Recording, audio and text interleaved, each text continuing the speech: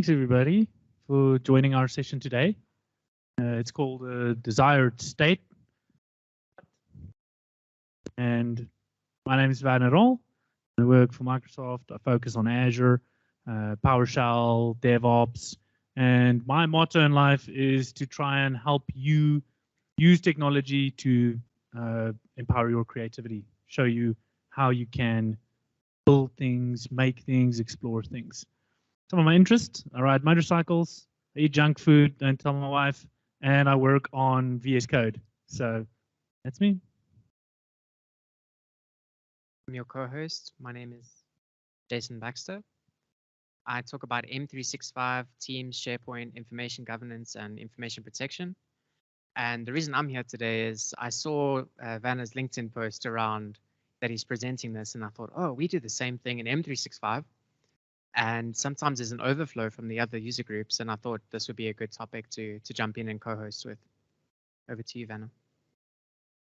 And then thanks to Warren for allowing me to join this session today, Azure User Group. I really hope that over the next few months we get to build this. Also based out of Cape Town, so I'm going to try and push it from that side, see if we can make our hybrid meetings a little bit better. So yeah, thanks, Warren. Okay, so I'm going to jump straight into a few pieces of code already, and thanks, Jason, for that. And don't worry if you don't get it right off the bat. Let me quickly do something for us. I'm in Visual Studio Code right now, and I'm just going to launch PowerShell that I use, PowerShell 7. Just going to jump into here. PowerShell wizardry to run something. Before I run this, everybody in the crowd, like, how often have you deployed resources, infrastructure in Azure, and how long does it normally take to build up an environment? Let's say you want a dev environment. How long does it normally take you to set that up? Like 4 weeks, 4 hours? How long, like, generally does it take? 10 minutes? Does that include any configuration inside the operating system? Just base, just the skeleton? 100%, right? So what I'm going to show you here right now is I'm just going to kick off this is a script. You can reach out to me a little bit later. I have a copy of it on my GitHub that deploys an Active Directory server, a Hyper-V server, deploys a print server, deploys a Active Directory Connect server to sync your identities from your domain, also deploys a web server, and all of this while being configured inside the operating system from scratch. So let me quickly show you what is happening right now in the background. As you can see, this is my resource group that I have over here, and there's nothing in here right now. And I just kicked off that script. Let me do a refresh over here. And what you can see is there's already some resources coming into existence. Public IP addresses. And if I drill a little bit deeper, I can see under deployments in Azure, if I hit this button, I can see here are some virtual machines getting created, and there's some NICs and public NICs, and it even does a full-blown SCCM installation with the SQL, everything configured. No need for you to touch anything. And the point of this session is to show you not so much just the deployment in Azure, because there's a lot of things these days that help you deploy stuff in Azure, to show you how to do things inside the operating systems, and then to ensure that they don't deviate from that flow. So keep your eye on what we've done there, and I'm going to come back to that ARM template a little bit later once we've gone into desired state configuration. Okay, so then towards the agenda, this is like one of those intros to a game where you play it for like 2 hours and then suddenly somebody says, oh yeah, this is the game, the title, or one of those movies. So for today, we're just going to look at configuration technologies, state configuration technologies in general, understand how we can use them, and hopefully this will inspire you to try out some of these technologies in your own environments. We need to work through some theory sections first. What is desired state configuration? Okay, desired state configuration, think of it as this brick that you see here floating. It's a bunch of modules that are designed to help you manage some infrastructure, help you manage inside an operating system. And it was written in PowerShell. Think back to Windows 7 days, right? So it's come from a long way since WMF4. And now these days you can use it on Linux. You can use it on a whole bunch of other operating systems. It's also, there's huge contributions from the community. So if you don't know how to use this just yet today, don't give up. Just keep on looking, and there are a lot of people around that can help you do this. Great videos as well, I think, on YouTube. So that is desired state configuration, but what do I do with it? Okay, a desired state configuration resource is, think of it as a technology or a tool that I can manage with desired state. DNS, Active Directory, a file, a folder, SharePoint, any of these things I can manage with desired state configuration. Now, why do I want to do this? Why do I want to go through the effort to do this if I have very good GUI that I can just click next? Basics of this is that it makes it easier for you, even though the first part of it, creating the configuration, takes a little bit more time. It does make it easier to redo and redeploy these environments later. And if business comes to you and says, you know what, we really needed this setting enabled on server, this will prevent any configuration drift. Somebody, a malicious actor, logs in, tries to make a change to what you believe is your golden image. Desired state configuration goes, no, this is not what we did, and reconfigures it back. How often do you see the development team pushing something into test or into production only for the business unit owner to come back and say, our test succeeded in test, but it didn't succeed in production? And a lot of that has to do with the configurations being different between test and production. So this configuration management and using configuration as code really helps streamline that process. And so when you're thinking about this, just think about, what is the time commitment in terms of configuring your different systems, and how reliably can you, deploy that to multiple instances, multiple tenants, multiple subscriptions, because that's really going to help you with this management. Exactly. Thanks. Okay, so now that we kind of have a little bit of an idea of what DSC does, what does it look like on the code level when I want to write a desired state configuration? Okay, it's a declarative language, which means I don't really necessarily have to know how to do what I want to do, because the operating system in the background is going to know. The big part of the session today is going to be what tools can we use to deploy this PowerShell file. So that's, I'm getting to that part. There's so many different ways. I'm not quite just here there yet, but I can show you. I can show you what. Yeah, I can show you what happens. Okay, so I'm going to ignore the mic for now, and this is being recorded anyways on here, so I'm pretty sure. Won't be able to hear it. No, I enabled my mic. I disabled the speaker. Yeah. Okay, great. So we'll continue off on that. Awesome sauce. Okay, what do I need to make a DSC file? Okay, so think about something that you need. We'll go and have a look quickly and see where I can find an example and how I can use this. I'm going to write my PowerShell file, and this needs to compile somehow. It's not all, you don't always have to worry about this part, and I'll show you in which of the technologies you don't worry about this part. And then when you are done, it's something that is called a moth file that gets generated. Now, don't worry about it. I switched mics to it. Okay. I did remember, but not anymore. It is like that is like the new standard. It's to do with CIM and how the operating system reads it, but I can't remember what it exactly stands. Operations framework or something like that. Okay.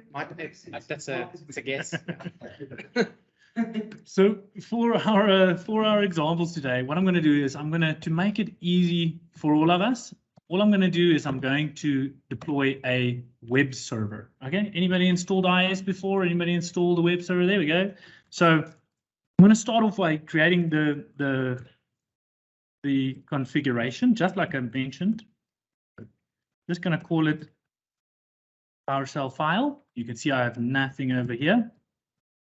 And what do I need to start? Where can I start? If I want to start from scratch, what do I need to do? Well, first of all, I'm going to do configuration. This is going to look quite familiar to how you would normally do an Azure function. An Azure function, you also kind of start off this way. You have the word configuration. You give it a name, IIS setup. And if you're using Visual Studio Code with the standard PowerShell plugin, this will light up blue. Okay. Once I have that, I need to make sure that there should be 1 or 2 parameters, and I'll show you why. This is specific to deploying the web server. So just do a string, and we're just going to give it node name. And what I'm saying to this is, if I run this and it sees the word node name, I must run localhost. I'm writing this just to install IIS on one server. Okay. Then I need to do a module import, and this module import is going to is PowerShell desired state configuration. Okay, this is what's actually going to be doing the work for me in the background. And then what I need to do is I need to say, for this node, $node name, I need you to do something for me. And that is going to be Windows. Now, something really interesting happens right here. What is popping up here? Right, Windows features. Think about whenever you install like Sandbox, Hyper-V on your servers and your machines. So the autocorrect's already kicking in here. It can see that I'm busy with desired state configuration. So I grab Windows feature and I'm going to say, what type of feature do I want? If I do W, it's supposed to tell me now web server role. Okay, and then within this will be the section that I say the name of it is IS, and the name of it should be, you can call it whatever you want really, and then the ensure, the most important part of any DSC. Do I want it to be present? Do I want it to be installed, or do I want it to be absent? Okay, so this is like the easiest way to start off DSC, but there's even an easier way on the PowerShell gallery where you can pull some of these code. I'm going to show you where else you can use this and how easy it is. Now, I've already written my PowerShell one before this, so this is more to show you to start off from scratch. But once I'm done with the PowerShell file, I hit save, and I kick off my terminal over here, come into demo 1. I've already have a compiled PowerShell file. If you want to see what it does, it just does publish AZVM DSC configuration. And I'm going to show you why this is important in the Azure portal just now. So just going to run it quickly, compile. It's going to generate that file for me, a zip file. And then if I feed this to a server, it'll know what to do with it. Okay, so now that I have my zip file, I am ready to deploy IIS using a bunch of different ways. So what should you use? What should you use to do this? There's so many different technologies that we have. Azure Automation, ARM templates, PowerShell DSC itself, which is on the machine, Azure Policy, like Warren was saying earlier, how do I use Azure Policy to do this? We have Terraform, it's not so much inside the operating system, but they are making lots of progress on that. Chef, Ansible, there's a bunch of third-party products. We are going to focus on just the Microsoft ways of doing this, which is mostly using the PowerShell modes of it, right? But just in a few different ways. So how do we do this? Let's make it practical. How would I do this? If you go home today, how would I do this in my environment or test in your environment? Sorry, Werner, before you do that. Yeah. If you just go back one slide. So if we look at these different technologies and we have this declarative language that we're going to use, if I write my configuration in DSC, can I use that on the other technologies? I think that's an interesting question for the audience. Yeah, so I mean, you can use it as much as it is within Microsoft technologies, and we'll show you there's either like sometimes a little bit of a config to do, but then when it comes to like Chef and Puppet and Ansible, they have their own ways of writing it. But at the end of the day, the item that your machine is going to process is a MOF file underneath. Doesn't matter what technology it uses to call to run this. That's what it needs to understand if it's a Windows server to configure IIS. So that answer your questions. Okay. Okay, so the first things first, we have our web server. We want to install IIS on a server. How do we do this in the Azure portal. Right? If I jump over just to the Azure portal over here, and I go into my resource group, you can see this is empty, right? Nothing in here. So I'm going to kick this off, and I'm just going to build a virtual machine. And then we're going to see something really cool. So I'm going to jump into the portal demo. I'm going to call this just portal demo VM. Anybody done a lot of this? You know, whether you were at like Microsoft workshops or anything, deploying these servers, clicked a lot, or are you using more code related deployments these days?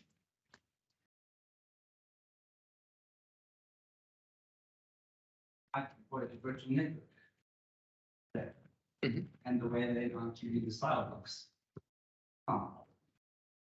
If you don't know the style blocks, you shouldn't be deploying some network. You see, you can like every day I go in there and something new, and then I'm like, oh, now suddenly you can add like a service endpoint. You can choose /8/16/4 from a drop. I saw that last week.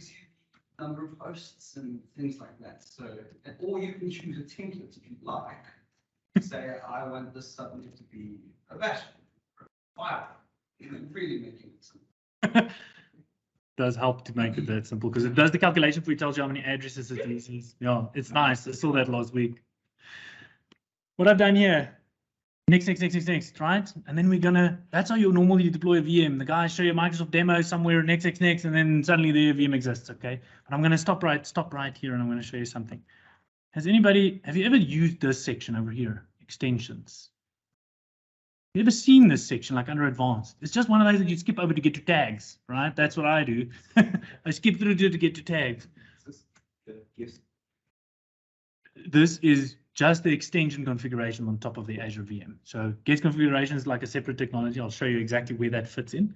But this is technically, if you have the IaaS agent and it's on Arc or wherever, this is where you would install an extension on an Azure VM. So now, what does this have to do with DSE at all, right? Well, have a look at that. It's straight in the portal. And this has been available for like 5 years. And I've only ever used it like for the last 4. First time I ever saw it, and I was like, hey, I asked the guy who wrote it, and he was like, I was like, hey, how did you build these servers? What are you Devops pipelines use? What fancy stuff? He's like, no, I'm just using the portal. I'm like, what are you talking about? There's nothing in there. He said, come in here, look at this, click this button.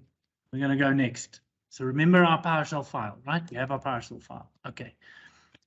So I need to take that PowerShell file and I need to put it in the storage account for this to read it, because this obviously doesn't have access to my local machine to read it. And unfortunately, you can't browse and upload it in here. Luckily for us, I've already stored it in the artifact storage account. And here is our IIS setup file from earlier. I'm going to pull this in here, say select, and then I'm going to do one thing, IIS. I'm going to show you now how to do that as well in a later demo. So IIS setup. This is just if you wanted to test your DSE off the bat out on your dev environment, test environment. What am I doing right here? It looks complex, but it's not so bad. It's literally just the script. If I hover over here, and the function inside of the script. So if I have a look at my code again, remember our IIS file, the script PS1, and the function inside the script. And before you go further, you'll see there's an arguments section here. So this you could use to pass in some sort of, data or, install, uninstall, some sort of argument. And then underneath it, we have another option called the configuration data file. Now, we don't have this in our demos today, but essentially, if you wanted to do this across different servers, different nodes, different types of variables for dev, QA, prod, your configuration data file would be the only file that would be different between your different environments. So just know that these arguments are there in case you want to do, the same steps, but to different environments, or the same steps with different names, or whatever the case may be. 100%. Think of it as a little parameter file to help you distinguish between things. Windows WMS framework. I'm going to leave standard, and then I also wrote a nice blog article on how to build this in your own environment. I'm just going to use version 2.8. It's going to upgrade itself automatically. This version is not the version of your script. This version is the version of the extension on the server. And 2.8 was the best one for me to use PowerShell stuff with. If you put anything else in here, it might fail. If you start with a lower version, Azure will auto upgrade it for you to the newest version. But start with 2.8. That's for me is the best. I'm just going to hit create now that I've added my little DSC section in there. And let's take a look and see what's going to happen now. So it's going to cost Microsoft some money, blah, blah, blah. Click create. Good to, so if we had to think about when the desired state configuration kicks in. Exactly. As part of the deployment. At what point in time? It's obviously as the machine boots, right? Exactly. So then it's like bootstraps it. Then who does it run as? It runs a system. So you're actually thinking, you're actually organizations that have decided to stop that system and work around it. Yes, you can. I'd like to see. So we actually had someone from the audience come and speak to us just before we started the community call around SysPrep. Yes. And how we used to use SysPrep to build our deployment images with Windows deployment services. This is not that. This is post boots. So if you think about how extensions apply in Azure these days, if you've worked with any extensions in Azure, you have a server, it already exists. Somebody says, guess what? The MMA agent needs to be installed, and here's an extension for it. And then you go and you apply it to your servers, right? Sometimes a little bit difficult. If you do it this way with DSC from the beginning on deployment, you can see right here is where that step kicks in that you're talking about. As the server exists, it takes a configuration, and suddenly I have a web server, and it exists. And it's like magic. It's so awesome. So that's going to run for a little bit. It's going to run a little longer than what it would normally run if you had to just build a server. But it's doing all that manual work in 30 seconds. It would take you how long to go? Wait for my server to load, click add feature, wait for that super long server manager to open up. Exactly, right? And what is actually happening now? Why did I show you the portal part first and now I'm talking about ARM templates? Because what is actually happening over here is Azure is taking every single piece that I've done. Every time I click next on that little steps, it is going and it's creating a piece of ARM template, piece of ARM template, piece of ARM template. And if I look on the left-hand side under what's happening to my deployment right now, I can actually do a search for DSC. And there we can see, oh, wow, so there's the code for deploying it in an ARM template. And that's where we're going to look at the DevOps option just now. But before we get to DevOps, we also have what is called Azure Automation Accounts. Anybody using Azure Automation Accounts right now? Have you heard of Azure Automation Accounts? Yeah, okay, a little bit, not really. I think it'd be cool to also just explain where an Azure Automation account starts and stops and what it needs. Like, do we need a log analytics? Yep. For DSC? 100%. Does it have to be linked? Yeah. And why the hell do we have it in our country? No, that's for another. For another section. Discussion. Yeah. So, good questions. And So don't you just want to repeat? I see there's a few more people that have joined. few more people on the call. So for everybody on the call as well as joined, question asking from Warren is just, you know, if we are running an Azure Automation account, what are some of the prerequisites that we need? So you don't need a log analytics workspace for this to run. You need a log analytics workspace to do anything else, but to just use desired state, you definitely don't need it. I came across this question today. That parallelism. Yeah. For a word, like so. Let's say you're using DSC to maintain desired state configuration in an organization. This organization has 10,000 views. Yeah. Right. And then you pop in a PowerShell because you want to install Mozilla. Yep. You want to install Firefox. How long does it take for a run to time out? Yeah. So I mean, 5 minutes, right? So can you kick these jobs off to a point that they sort of run as independent tasks so that you don't hit that 90-minute limit on 10,000 machines, or do you have to spread it around? Yeah. So great questions, like Warren is saying, for our online audience as well. If you're deploying these type of solutions, are there any like limits that you're going to run into, like for 90 minutes, suddenly doing it over 10,000 servers? How can I install, for example, a piece of software?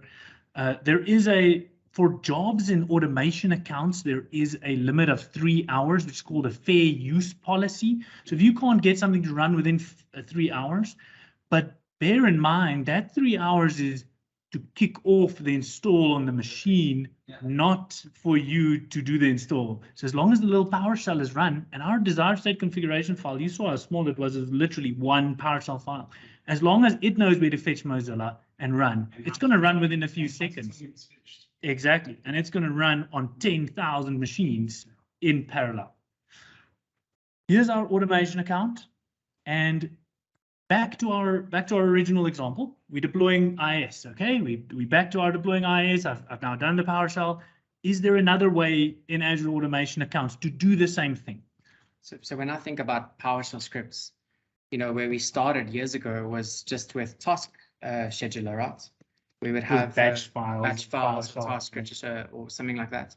So we still do it, right? We still do it. And so for me, this Azure Automation account is really the cloud equivalent, but with so many more benefits, right? Yeah. And one of them is what Werner's just about to show you, how it directly ties in with DSC. Yeah. And what an automation account is it's basically a system center orchestrator running in the cloud, but it's SaaS as a service. You don't need to install patches. It's full-blown SaaS as a service. And what a lot of customers still do, I know, because I did this when I was an IT pro. I have my temp folder on my server. You know what's in my temp folder? The scripts that I need to run on that server. And that is so insecure because I could use a credential in there. I could expose this to something. It's really not great. What's great about automation accounts is all of these secrets are protected in here. And I just pull those secrets into my scripts without referencing anything in clear text. Now, okay, we're looking for an IIS server. I'm in state configuration. Here is state configuration. I go to my gallery, and in the gallery, I literally scroll down. And here is somebody, Michael Green. He's already deployed IIS server configs, and he works for Microsoft. I trust him.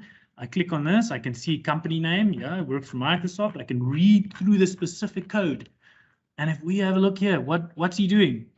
Exactly what we were doing. Web server, present, So fair enough, I trust it. I haven't touched PowerShell, I haven't done anything. This guy's already done the hard labor for me. I'm clicking OK. It's going to do a quick import for me, depending on internet speed. It's imported, okay. Once it's imported, go one back. Sorry. I go to my configurations. There it is. I do need to still compile it. Remember when I talked about the compilation, but now I don't need to run any PowerShell. I'm just going to say, just compile it for me. You're doing all the hard work. Automation account, do it for me. Yeah. Cool, completed, successful. Now, yes. Great question. So it's basically the PowerShell gallery. If anybody familiar with the PowerShell gallery, bunch of collection of scripts, cool stuff. Like if you've never heard of it, really awesome. Come here, PowerShell gallery.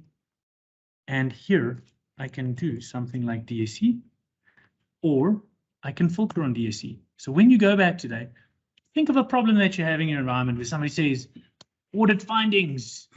They don't want us to have TLS1, Can I solve that with DSC? And yes, there are some items you can run with DSC to solve TLS. And whatever problem you have, maybe it's just as simple as I have a file share and every time somebody adds permissions, it falls over or everybody loses permissions. Like what's happening? What's my problem? So you can see here, it's all those DSC resources that Ashley was asking about as well. So it is community driven, but it is still owned by us, by Microsoft.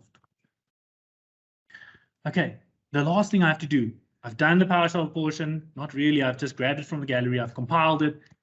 I have a server, how do I do this? Now this is for Azure servers. You can do this for other servers as well. If you're using things like Arc, if you're using things in other clouds or on-premise, and there are ways, and it's really documented in our documentation. But for this sake, I'm just going to use my one machine over here, demo3 VM. I'm just going to say connect.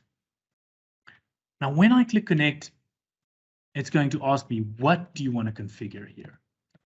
And what I need to do is probably hit refresh, because it didn't give me that node configuration. But that IIS of mine, that's going to show up in here under node configuration name. Right? I'll be able to click on it and it'll show up here. Then I have something which is called refresh frequency, which means every 30 minutes, it's going to check, is there a new version? Is there a new version? If I make a change to my PowerShell, it's going to check, is there a new version? And then configuration mode. So it can check, that's the refresh, to see if I've made a change, and config is, has somebody on the server messed with it? Has somebody uninstalled IIS, malicious actor? Has somebody changed? Doesn't have to be as big as IIS, can be as small as if somebody unticked something that I had ticked. You know, it can be that granular. And I have a few options here: apply and monitor, apply only, or apply and autocorrect. Which is normally, if you're testing this, do apply and monitor. It'll just come up with a red thing to say not compliant, right? Apply and autocorrect once you've tested and you're happy with it, and then reboot it if needed. I very rarely use this. Not really such a big issue. So I'm connecting the server, and like I said, it's obviously hasn't shown up yet. I should have done a refresh, but you'll see that compilation pop up there. You just say from now on, configure the server for me with web IIS. So Werner, this is a great option if, you know, maybe your organization hasn't yet adopted DevOps. This is a low-code DevOps option, right? Yep, 100%. You don't need to write anything. You're not running DevOps on the side. It's easy to find things, and it does cost, but it's really, really cheap compared to, you know, anything else. So if I'm a Azure, you know, policy type admin, is there anything else that we can use? Yeah. So before we get to the Azure policy section, I'm just going to jump into the DevOps, right? So now we've seen I can do it on the machine running the PowerShell. We've also seen I can do it using an automation account. But what if I wanted to use DevOps for this?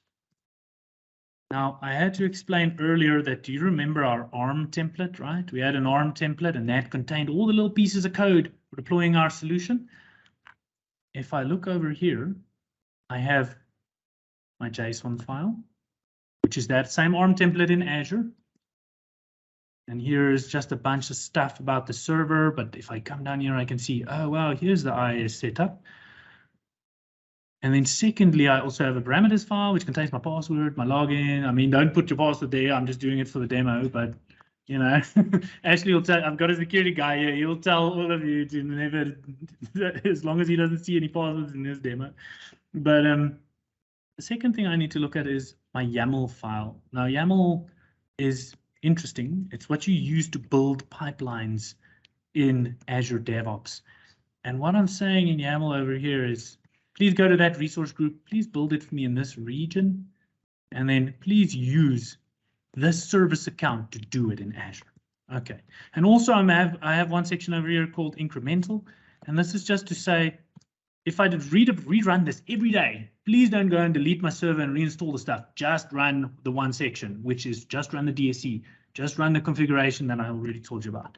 Different modes available. Incremental and complete. Yeah, complete is it'll dump everything that you have and rebuild it. Yeah. And Terraform has a similar thing. I think it's called destroy and apply. Yeah, so apply is build everything. If it sees you've done something else, it'll take it away and complete. Yes, exactly. PF state file. Yeah, that is like your. Yeah, exactly. So now that I have these three files, so we're still deploying IIS using an ARM template. This is my pipeline. This pipeline is, what is this pipeline? It is that YAML file. If I needed to create a new pipeline, I would go in here, I would say new pipeline. It's going to ask me, you know, what does this pipeline look like? I also have a copy of this on my blog if you want to try this at home, you know. But essentially, it's all the steps that you want to do, right? From copying the resources up to the server, running a certain task, or, you know, the set of actions that you want to have in your pipeline for your specific need. Exactly. And you just use the existing YAML file, and then it will build this pipeline for you. And we already have this pipeline. So what I'm going to do is I'm just going to kick it off. I'm just going to rerun the one that I already have in there. And when this runs, if you think back about what we did earlier in the Azure portal, we selected that little DSC, we gave it the PowerShell. This is putting all of it together. And this is just one hit. And why would I use this instead of the automation account? Maybe I want more granular control for how often this runs. My automation account has a limit. I think the lowest you can put it's every 5 minutes to pull. I mean, this thing can run as fast as you can write it. So if you had to run this immediately every 1 minute and you want to pay for that, then that's cool. You can do that. You don't have to log into the portal. We have a lot of customers that don't touch the portal, and then this helps you with that. Other thing is, the best part of this, if somebody goes and it's Friday, we're not looking at what we're doing, somebody has a beer at their table, they mess with this JSON file and it deploys it, and Sunday night the CIO phones me and says, take a lot's down. I'm joking, that's not what I'm saying, but you get the example. If you can go back here, you can click history and you can see which changes were made here.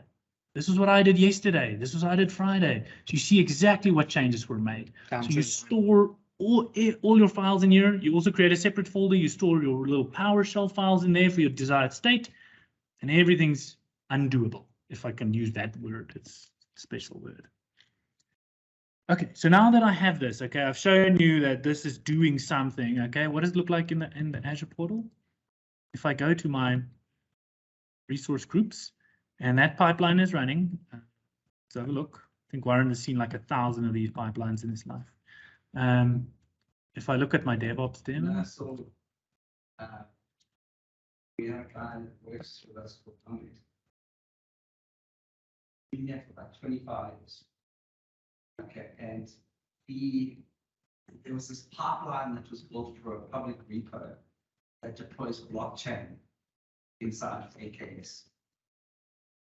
We've seen the pipeline that run right now. 1,200 lines. Okay, the YAML.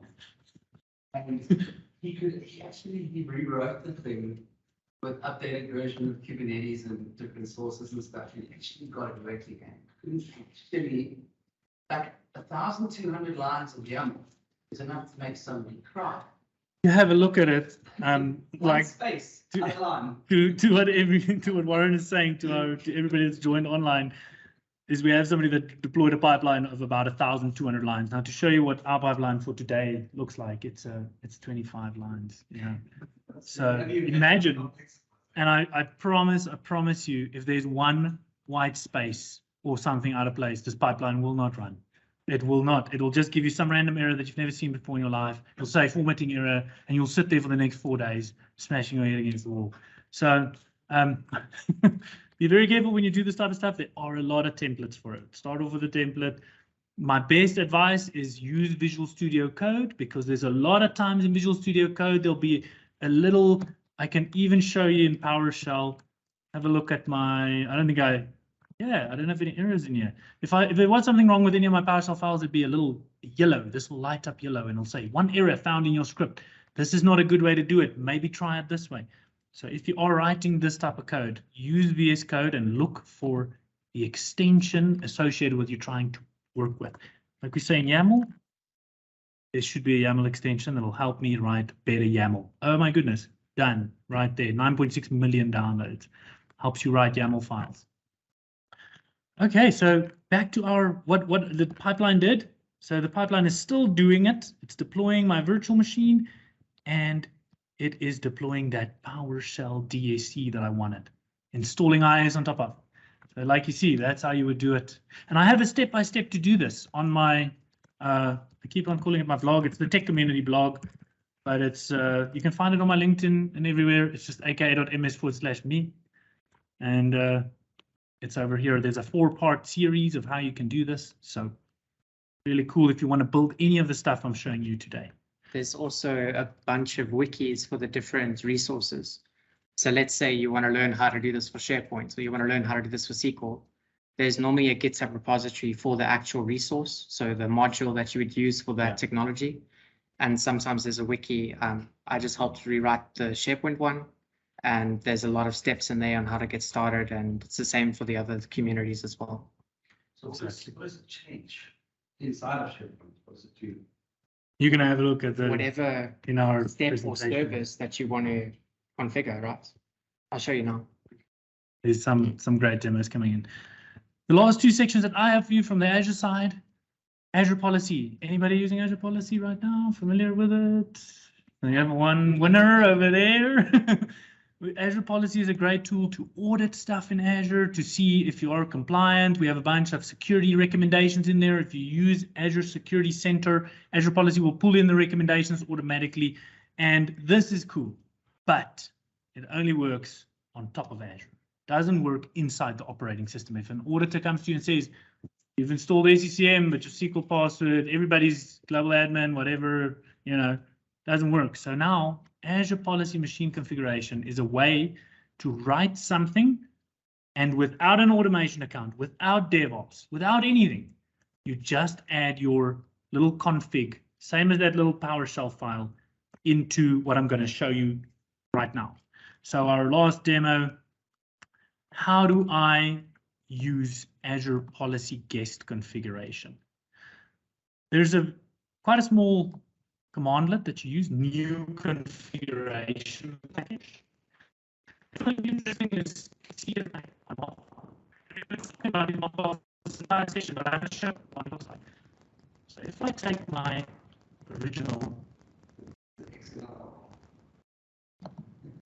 you're going to see now. So here's my original IIS setup. If I run this IIS setup, my PowerShell, I've run it, but it doesn't look like anything's really happened. That is because this is like a function I need to actually run. It's just loaded into memory. If I hit this now, does not exist. Give me a second. Let me just switch over to another PowerShell. Different version. So if things don't work, you just use a different version. Okay, PS1, so that gives me my PowerShell, and now I've loaded it into memory. Going to run the setup, and what it's supposed to do is supposed to create a MOF file. And I think Jason and I did this demo like 5 times and created a perfect, beautiful MOF file, which doesn't exist. So just this is real, like no videos, nothing recorded over here today. What does it look like? I already created it for us, thank goodness, backup.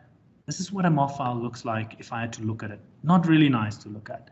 It's a bunch of information. It's saying it's doing the Windows Server role. It's saying where the file lives, saying it uses this, what the name is. And then that's basically it, just telling the system what to do with itself. So what I'll have to do is I'll have to run this commandlet, and then I can take the output of this, and I can attach that to Azure Policy. And that is how I would use Azure Policy to run my desired state configuration. Now, one last thing to take home with you. Remember our PowerShell wizardry. Remember that weird script I ran in the beginning? I'm going to show you something now, something that I did a long time ago for that entire environment. So we didn't have, it was going to take about 4 hours to build out my entire environment with all my servers, but luckily I've done it for us in the past. Sorry for jumping around so quickly. Let me get to my deployment and show you what happened over here. So remember that one single PowerShell that I ran? As you can see here, this is what it could look like. Is it could go into all the virtual machines with their extensions. And here we can see I've got my web DSE.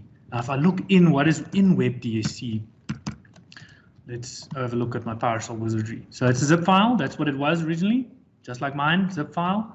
If I look inside of it, ignore everything else and just have a look here. It has 1, 2, 3, 4, 5 modules. So it's side loading those modules automatically. And if I look at the config file, a very long version of mine, but now I can do things like set the time on the server, right?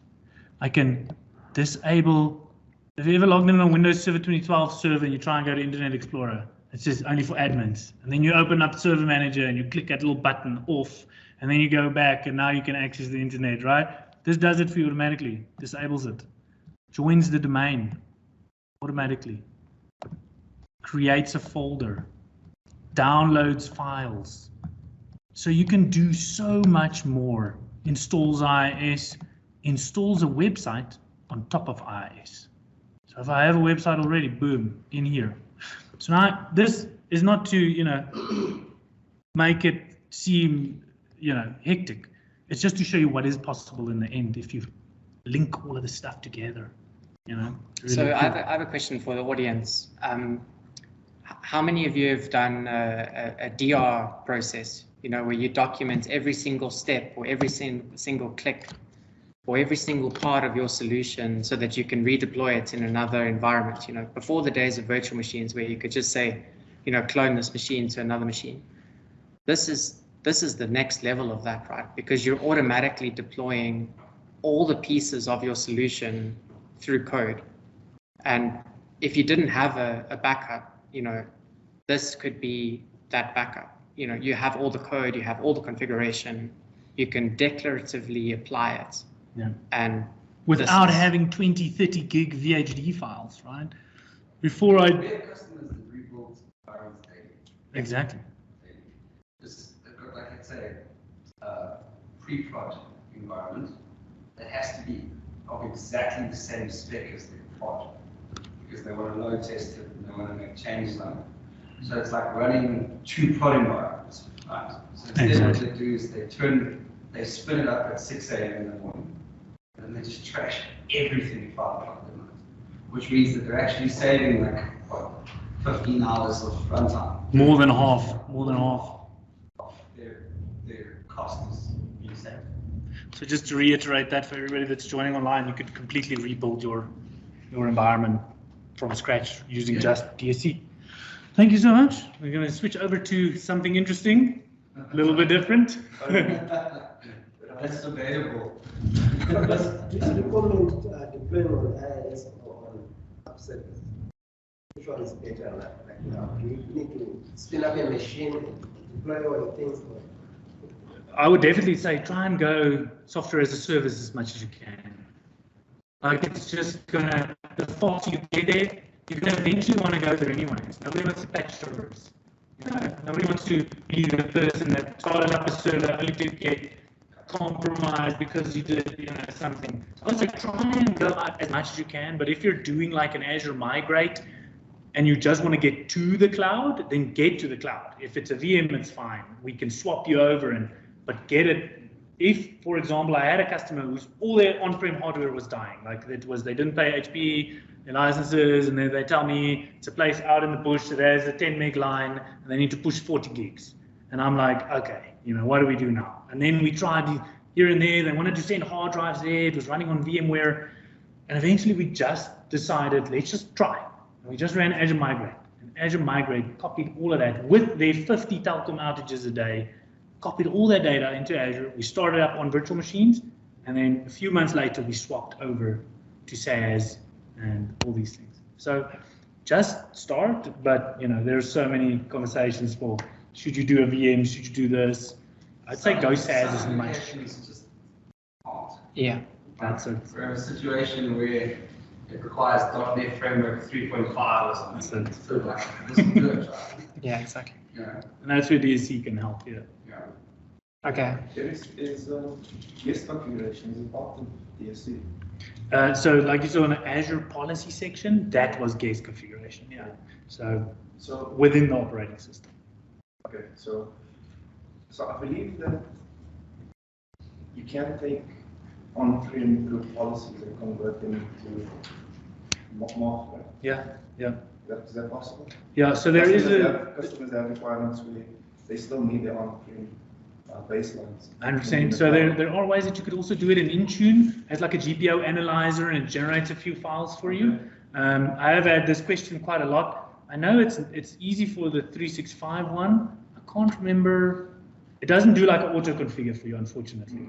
So it doesn't go, so you'll have to export those and just make sure which ones, which is not a bad exercise. As soon as somebody says, oh, I asked the customer once, give me all your group policies. And they were like, no, we can't. And I'm like, give them all to me. And they were like, okay, it's fine, we'll share. And then I had to tell them there's like 15 of these things that you're not using at all. and then there's like 20 that are old, and then there's like these 10. So I'm like, look at these. So it's also a good cleanup exercise to say, we're going to go over from GPO to DSC, because DSC not only fixes the problem, it reports on the problem, and it auto remediates. if you don't want to jump into it immediately, you can use ACCM and just deploy the PowerShell files with ACCM. So there are ways to get around it. You know. There isn't like a single tool that you run and it builds DSE for you. There's a lot of people trying to do it, but there isn't like one. Yeah, there's like a few that might get a little bit of it. So I don't have one for you. Yeah.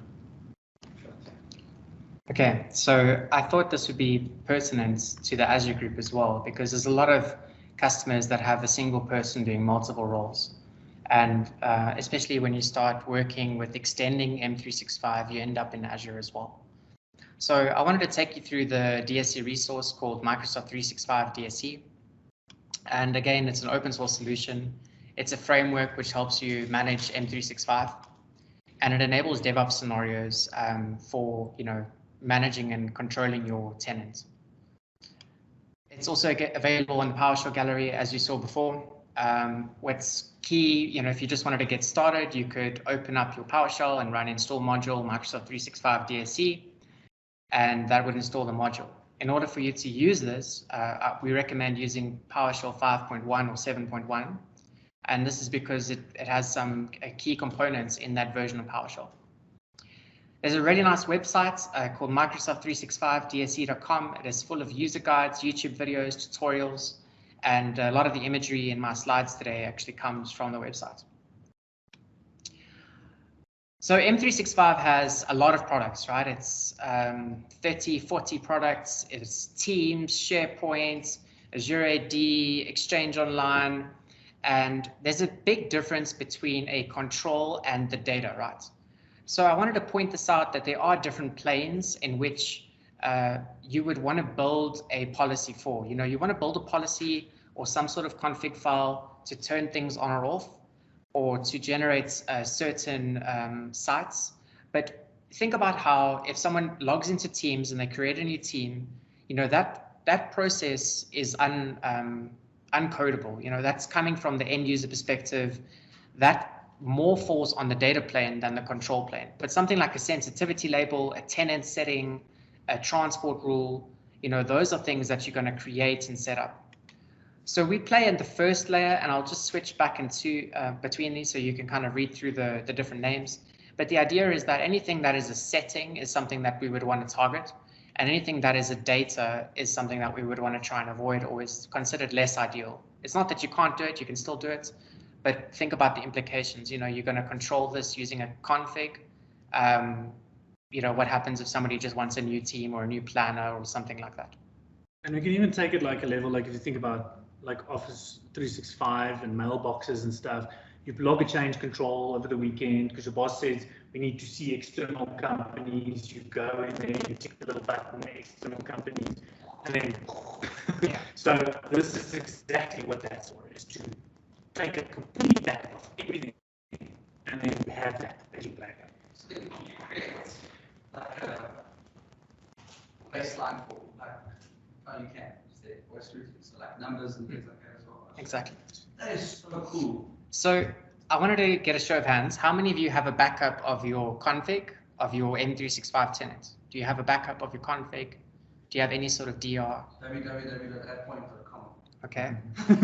So there's a free scenario as well, right? And there's this website called exports.microsoft365dsc.com. And so the first scenario is really like, how do I get a snapshot of my current environment? How do I tell what's there? But hold on a second, how far does that go? You're about to see. Okay. So like when my demo tenant expires after 12 months, I can just... That's Yeah. it. Pretty much. Exactly that. Oh my God.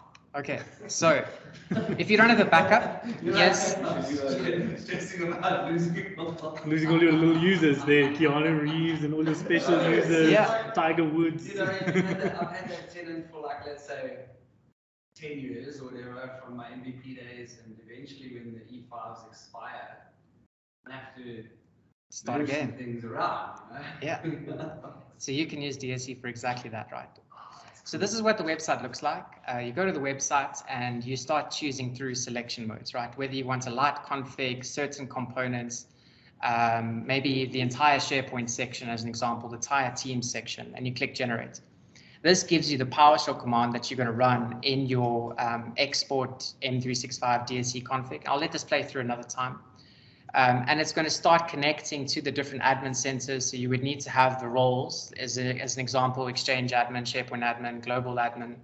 And this will then, export that config. So it's going to generate that PowerShell file that we saw in the IIS example, but just for M365 and the components that you've selected.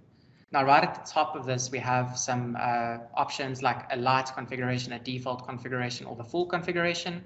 And that will then just, add on the extra resources that we would want to extract from. So you can see here, this took a couple of seconds, 257 seconds, and you have a backup of your tenant.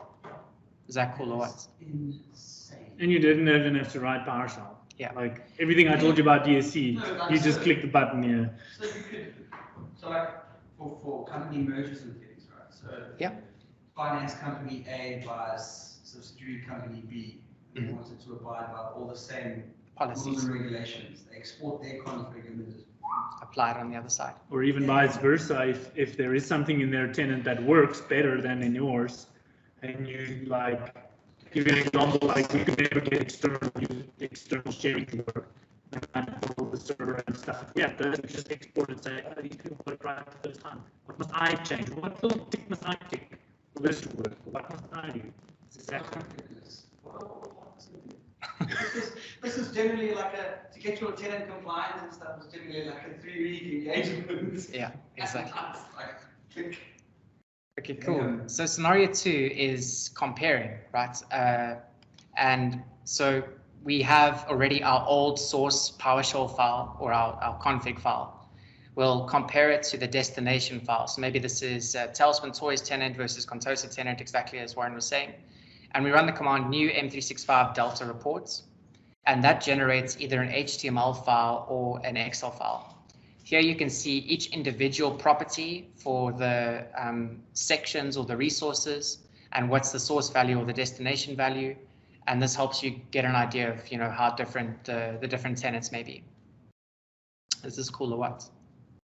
This is freaking awesome. Okay. So, I've touched on this, but I wanted to use these diagrams to just kind of contextualize what we're doing. So, we've touched on the automation pieces before. I've shown you how you can do an export. We can then do a synchronization step, right? So just like Werner showed with Azure Automation accounts and the other steps, you take your config, you pop it into whichever model you're looking at, Devops, Azure Automation, Task Scheduler, it doesn't matter. We can then analyze for configuration drift. Again, we get the same outputs that Werner was talking about, right? So the fix, the log or alerts, those sort of actions. And then we can essentially move on from assessing the configuration, but actually monitoring it. But then you can also test configurations inside of a dev environment Yes. and migrate them across. Exactly. So if we look at the assess part, right, and this is kind of what Warren was talking about, is what happens if we have our own last good known configuration or our own blueprints. So there is a GitHub repository for blueprints for M365. I think this is in its infancy, so there's still people busy contributing to this. But essentially, if you had your own last known good configuration, let's say from a month ago or the month before that, you could then assess your current environment against that config and see what sort of discrepancies there are.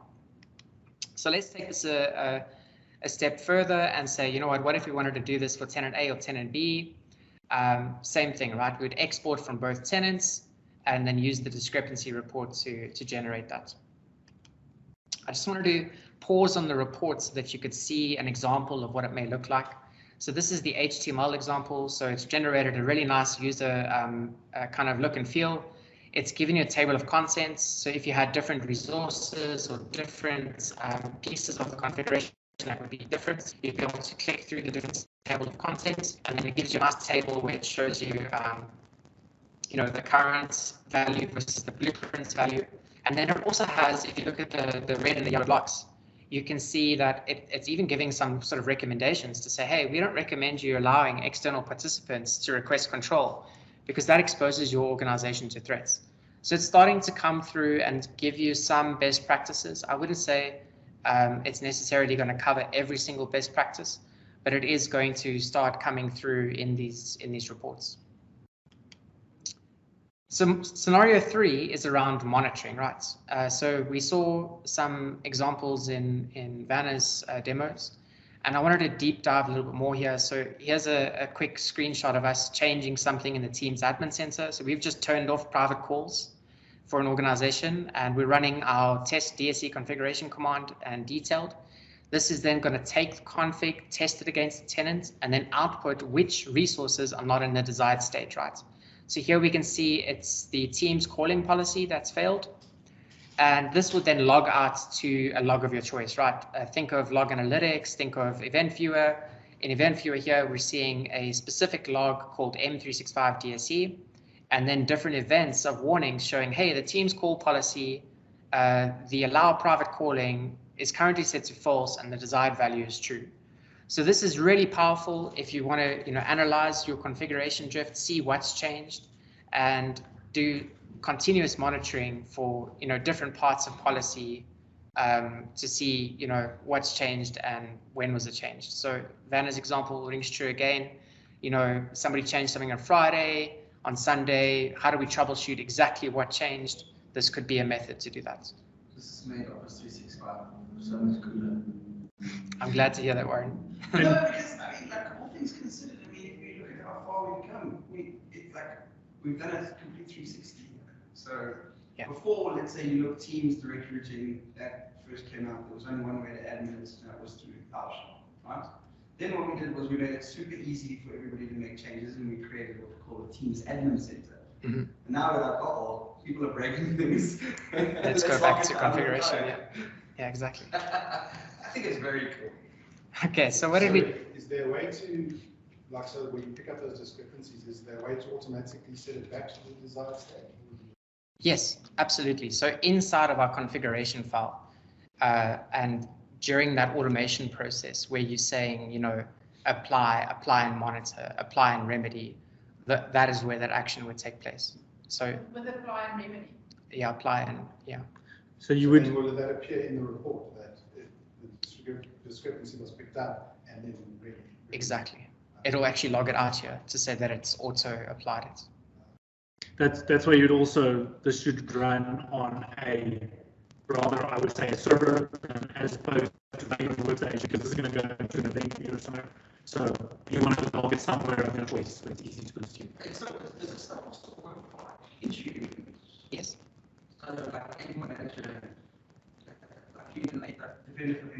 So it depends on which resources have been written by the community, right? Okay. So think about it in terms of an endless bound, as long as somebody has written that piece of PowerShell to do what we want. The question I get asked quite often is the future of SCCM, right? The future of MEC.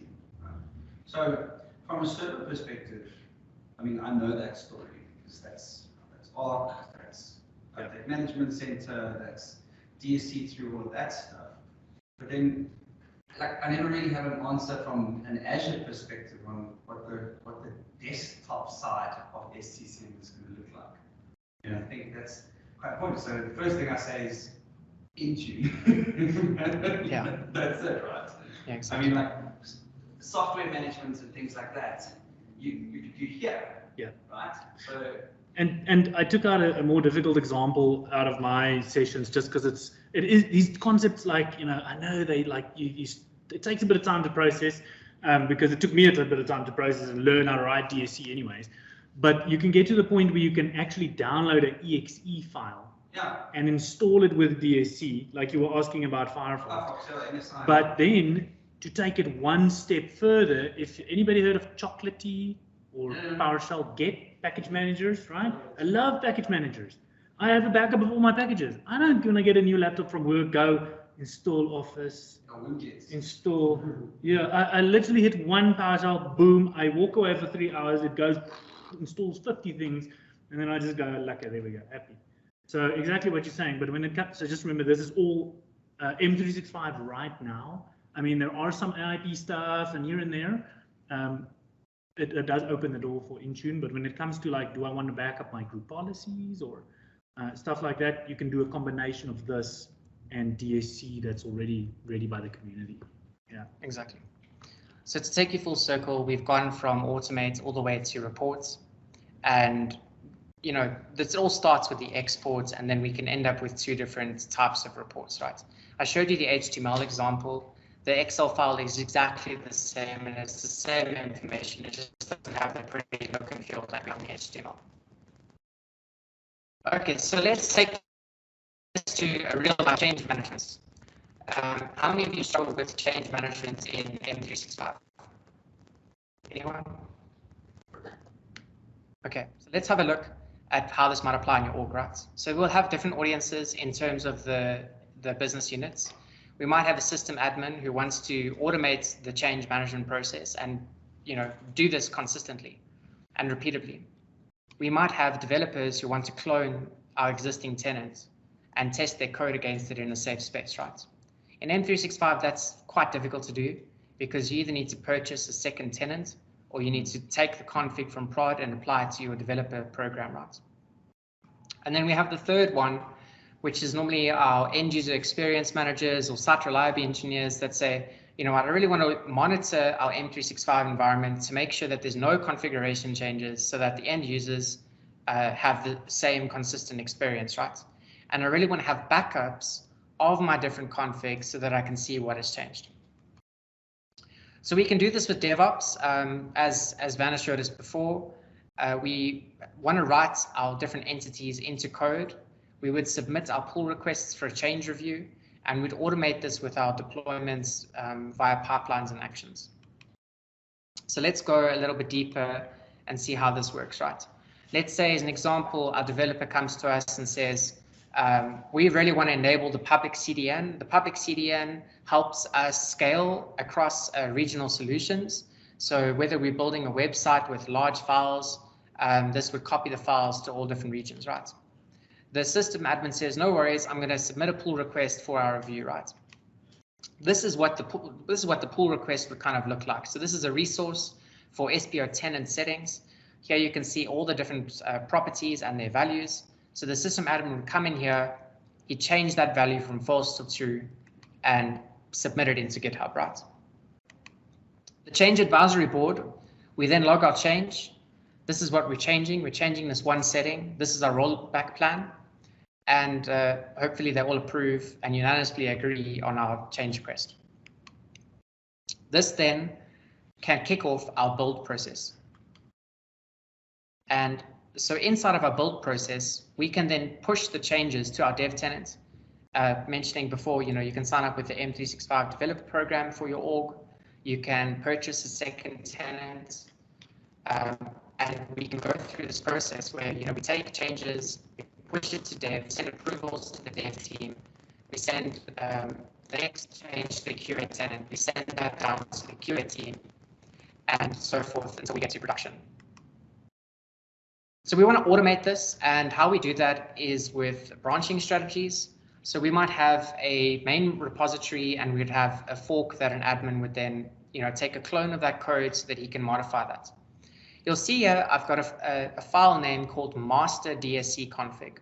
And what that essentially means is that you would have one PowerShell file for your entire tenant. And why is that so crucial? Let's take OneDrive and SharePoint as an example that are glued to the hip. If your OneDrive config file sets external access to none, and your SharePoint config file sets external access to shared, it will conflict, and both of your config files will constantly conflict. So wherever there are shared resources, you need to have a master config. If you're going to apply it to just a specific set and it doesn't affect anything else, you'd want to break it up into different master config files. So the admin would modify, delete, change this config file, commit it to his local repository, submit a pull request into the main repository, check if that build pipeline succeeds, and we have our MOF file. The admins of the repository can then do a code review, merge the PR, and compile the MOFs using our build pipeline that may get credentials from Azure Key Vault. We can then deploy the MOFs using our release pipeline, and this can then deploy to our staging environments, where we can validate and approve our changes, and then do the same thing to production. So that is my end of my demo, and we ran 6 minutes over. I apologize for that, but we've also got some resources here if you wanted to go and look at, all the different modules, the different websites, and we also put down some next steps for you here. So, if you were considering a configuration as code approach, we suggest you meet with your stakeholders, decide on an approach. Are you going to use Azure Automation? Are you going to use policy? Are you going to use Devops? Begin by creating your configurations or exporting existing configurations where possible. Check this into source code. This is your real starting point. If you are really unsure about GitHub and how to use Git, there are tons of courses. It's actually quite simple. Just get someone in a development environment to show you how to use it. Once you've done it the first time, it's really simple to use. And then start getting and speaking to a DevOps professional to help you build a deployment pipeline. And then you can go through steps like locking down production and making that commitment to make the changes through code. And finally, just test and confirm that all of this is working the way you anticipated. Yeah, great. Thanks, Jason. And thank you so much for surviving the graveyard shift. I know we had snacks and cool drinks, and now we have to learn about look at code for an hour. But thank you so much. I really appreciate your time today, and it's cool. And Warren, thanks for having the modern work team join the Azure group for a while. That was cool. Really appreciate it. I think there should be more cross-collaboration. Absolutely. There's a lot of cool stuff that we can do, and there's a lot of cool stuff that you can sort of work and people don't know that. Which is great. So maybe before we close the session, are there any questions? Anything that you are unsure of? I'll be back next month. And I believe this will be recorded. So if there was anything in here that you want to go back to, like I said, that website, I've written a 4-part series that shows you how to do DSC if you really want to go and do it. It's not super difficult. Do you have Visual Studio Enterprise licenses? Anybody? Okay, yeah, that would have really helped because that would have been easier to set up that dev tenant that Jason was talking about, but we can find a way around it and see if there's easier ways to set up some dev or trial subscriptions. I mean, if you literally, I don't want to give the wrong advice, but if you create a new Outlook account and you say try for 60 days, you could probably have an up and running office environment. So the dev tenants are actually free. There's a developer program that you can join, just like the Power Platform programs, and as long as you're using it within a 90-day period, it auto renews. Okay. One thing I would point out is just to check with your security team. If you're copying data out of your tenants, that may be seen as data leakage.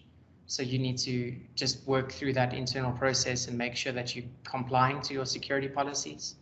But if you're using it for your own personal sandbox and you're not using any data from your company, you should be fine. Do you have a website for that? It's quite simple. It's you can just search for M365 developer program. It's the very first link that sort of comes up. You can find it. Yeah.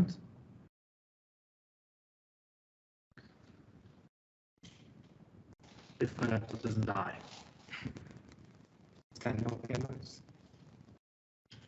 Wow. Okay, it's doing this now. Not earlier. Yeah. Sorry, this thing is overheating. Oh, there we go.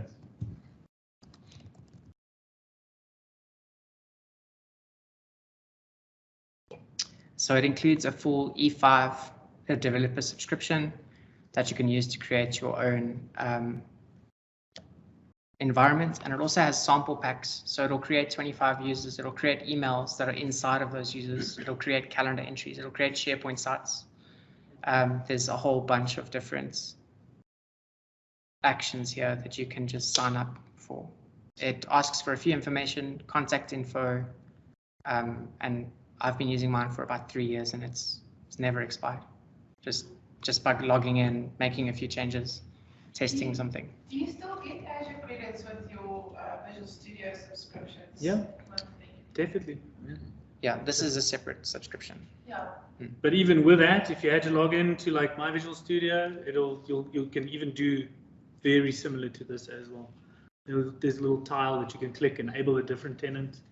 I normally combine those two. I normally make a separate tenant and then create the subscription, and then I move the subscription into that tenant, because then I have the Active Directory side and I have the subscription side, because then you can build resources and test with fake users. Yeah, exactly. Okay. Yeah, Yeah, give it a go. definitely. Okay, I Awesome. think that's it. Thank you Other so than much. that, you can reach us on. Thank you. Thank you. Awesome. Do you have any other questions or stuff, like tomorrow you sleep on it, you want to send us a message, LinkedIn, or reach out to your CSAMs and put us in contact. Thanks, guys. Great. Thank you. Thank you so much. Woohoo.